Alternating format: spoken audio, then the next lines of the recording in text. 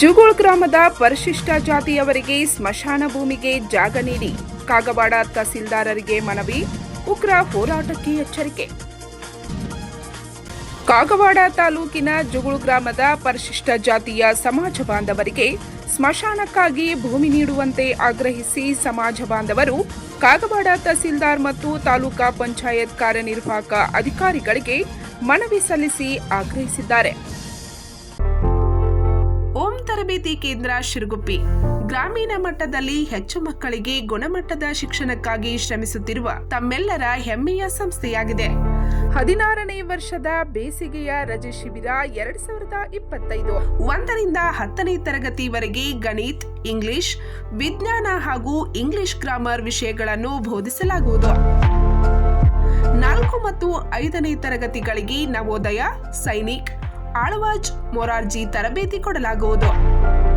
ಸೂಚನೆ: ಶಾಲಾ ವಿಷಯಗಳ ಜೊತೆಗೆ ನೈತಿಕ ಶಿಕ್ಷಣ, ಅಭ್ಯಾಸ ಕೌಶಲ್ಯ, ಸಂಸ್ಕಾರ ಶಿಬಿರ ನಡೆಸಲಾಗುವುದು. ಪ್ರವೇಶಕ್ಕಾಗಿ ಸಂಪರ್ಕಿಸಿರಿ. ಸಂದೀಪ್ ಸರ್, ಮೊಬೈಲ್ ಸಂಖ್ಯೆ 9632521581.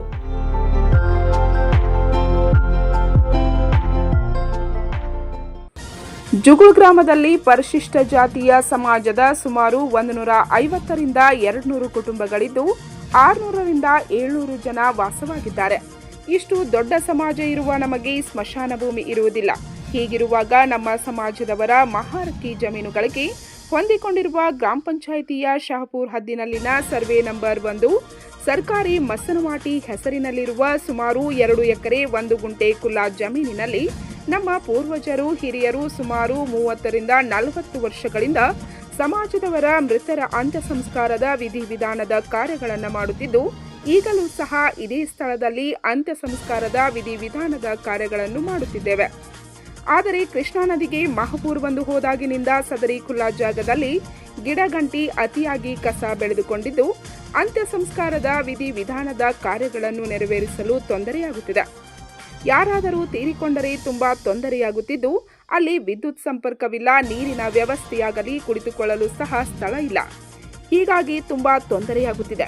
ಕಾರಣ ಸ್ಮಶಾನ ಭೂಮಿಯನ್ನ ಅಭಿವೃದ್ಧಿಪಡಿಸಬೇಕಾದರೆ ಸದರಿ ಕುಲ್ಲಾ ನಿವೇಶನವು ಸರ್ಕಾರಿ ಮಸನವಾಟಿ ಹೆಸರಿನಲ್ಲಿರುವ ಸುಮಾರು 2 ಎಕರೆ 1 ಗುಂಟೆ ಕುಲ್ಲಾ ಜಮೀನು ಎಂದು ಪಹಣಿ ಪತ್ರಿಕೆಯಲ್ಲಿ ನಮೂದು ಇರುತ್ತದೆ. ಈಗ ಆ ಸ್ಥಳವನ್ನು ನಾವು ಸ್ವಚ್ಛ ಮಾಡಿಕೊಂಡಿರುತ್ತೇವೆ. ಆದರೆ ಶಹಪುರ್ ಗ್ರಾಮದ ಕೆಲವು ಸರ್ವಣಿಯರು ಸರ್ಕಾರಿ ಜಾಗೆಯನ್ನ ಕಬಳಿಸುವ ಹುನ್ನಾರ ಮಾಡಿ ಅಕ್ರಮವಾಗಿ ತಂತಿ ಬೇಲಿಯನ್ನ ಹಾಕಿರುತ್ತಾರೆ.